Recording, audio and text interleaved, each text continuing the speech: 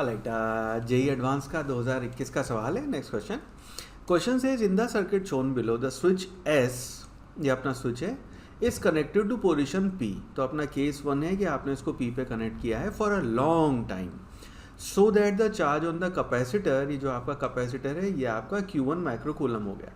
तो उस केस में यहाँ पे आपका पॉजिटिव और नेगेटिव केस 1 में इसके ऊपर Q1 चार्ज आ गया ना। सवाल उसके बाद कहता है the then switch S is switch to position Q। उसके बाद हमने यहाँ पे इसको Q पे यहाँ पे शिफ्ट कर दिया, ये आपकी सेकेंड पोजीशन हो जाएगी। After a long time, again यहाँ पे long time, the charge on the capacitor is Q2। तो उसके बाद आपका जो 1 माइक्रोफेरेड का चार्ज है, 1 माइक्रोफेरेड का जो कैपेसिटर है उसके ऊपर चार्ज यहाँ पे प्लस और माइनस Q2 चार्ज आया। ऑलराइट, क्वेश्चन इज 2 पार्ट का सवाल है। क्वेश्चन से इज मैग्नीट्यूड ऑफ Q1 बताना है, मैग्नीट्यूड ऑफ Q2 बताना है। देखो इस तरह के सवाल में हमने क्लास में इस पर बात की हुई है कि इस तरह के सवाल जब भी आए कि आपके स्विचिंग प्रॉब्लम्स कहते हैं इनको, तो पहले सर्किट बनाओ जो आपकी पोजीशन कह रहा है उस पर करके, जैसे केस 1 में एस को पी पे कनेक्ट किया है तो उसको कनेक्ट करके अपना सर्किट कंप्लीट करो, Q1 की वैल्यू देखो, उसके बाद स्विच को यहाँ पे कनेक्ट करो, फिर वैल्यू देखो। तो अपना जो केस 1 है उसका सर्किट जो है वो कुछ ऐसा दिखेगा कि ये आपका एक रेजिस्टेंस 1 ओम का, ये आपका रेजिस्टेंस 2 ओम का, यहाँ पे एक बैटरी, यहाँ पे दूसरी बैटरी, ये आपका ऐसे सिनेरियो, और ये जो आपका ब्रांच है यहाँ पे लगा हुआ है आपका कैपेसिटर। ठीक, ये आपका 1 ओम, ये आपका 2 ओम, और ये 2 वोल्ट की बैटरी, ये 1 वोल्ट की बैटरी, ये कैपेसिटर यहाँ पे ये लगा हुआ है ना। और इसके ऊपर चार्ज आपका प्लस माइनस Q1 चार्ज आ गया ना। इस केस में जब हम देखेंगे स्टेडी स्टेट पे, इसी को जब हम कह रहे हैं कि at t is equal to infinite, steady state पे इस ब्रांच में करंट जाना बंद हो जाएगा, चार्जिंग बंद हो जाएगी, because capacitor is fully charge. तो at t is equal to infinite पे this is how the circuit will look like. सवाल सिंपल है, मैं चाहता हूँ उसके साथ साथ कॉन्सेप्ट आपके एक बार फिर क्लियर कर दूँ। तो ये आपका स्नैरियो है, 2 वोल्ट की बैटरी, 1 वोल्ट की बैटरी, ये आपका स्नैरियो है। नाउ लेट अस से ये पॉइंट है, इस पॉइंट को हम A कह देते हैं, लेट अस से इस पॉइंट को हमने B कह दिया है। तो ये जो आपका पॉइंट A है, ये पॉइंट B है, इनके बीच में जो आपका डेल्टा V आएगा, डेल्टा V होएगा VA माइनस VB, और आपका हमें ये पोटेंशियल डिफरेंस निकालना है, और आपका जो चार्ज होएगा Q that will be equal to C delta V। बस इसको यूज़ करके आपका चार्ज इसके ऊपर आ जाएगा ना। यहाँ कैलकुलेट करते हैं पहले केस में कि आपका A और B क्या है। तो ना इस केस में इस जो हमने सर्किट थ्योरी में बात पढ़ी हुई है, इसको आपने लेवल 0 मान लिया है। तो क्योंकि ये बैटरी लगी है तो इसका मतलब ये वाला आपका 2 वोल्ट का 2 वोल्ट की बैटरी है, तो इनके बीच में 2 वोल्ट का डिफरेंस होना चाहिए, 2 वोल्ट आ जाएगा, इनके बीच का डिफरेंस आपका 1 वोल्ट आ जाएगा ना। इस केस में अगर आप करंट देखेंगे तो इस केस में करंट जो आएगा आपका I1 क्या लेते हैं उसको, that will be equal to battery जो है, ये दोनों अपोजिंग बैटरी हैं, so that will be equal to 2 minus 1 divided by resistance आपका 1 ओम प्लस 2 ओम, यानी कि आपकी करंट जो है सर्किट में, जो यहाँ से करंट आपका I1 फ्लो कर रहा है,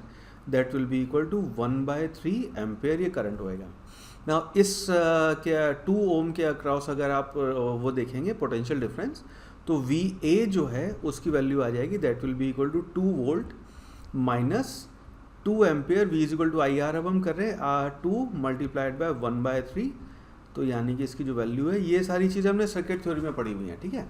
सो इसकी वैल्यू हो गई आपकी 4/3 वोल्ट, यानी ये आपका डेल्टा V जो है which is VA minus VB, VB हमने 0 माना हुआ है यहाँ पे, that will be equal to 4/3 volt, यानी कि आपका चार्ज Q1 जो है, स्मॉल q लिख लेते हैं, क्वेश्चन में स्मॉल q दिया हुआ है, that will be equal to C delta V। C है आपका 1 माइक्रोफेरेड, सो यानी कि 1 माइक्रोफेरेड मल्टीप्लाइड बाय 4/3 वोल्ट, यानी कि Q1 की जो वैल्यू है ये आ गई 4/3 माइक्रोकूलम, यानी कि आपका Q1 will be equal to 1.33 microcoulomb. हमें माइक्रोकूलम में ही वैल्यू बतानी है, तो मैग्नीट्यूड ऑफ Q1 है 1.33, that would be our answer. Now इसी को पार्ट 2 के लिए सॉल्व करते हैं, केस 2 के लिए। तो केस 2 का अपना जो सर्किट है वो कुछ ऐसा दिखेगा कि ये आपका सर्किट है। अब हमने क्योंकि यहाँ पे S पे कनेक्ट कर दिया तो 1 वोल्ट की बैटरी का कोई रोल नहीं रहेगा, सो ये आपका हो गया केस नंबर 2।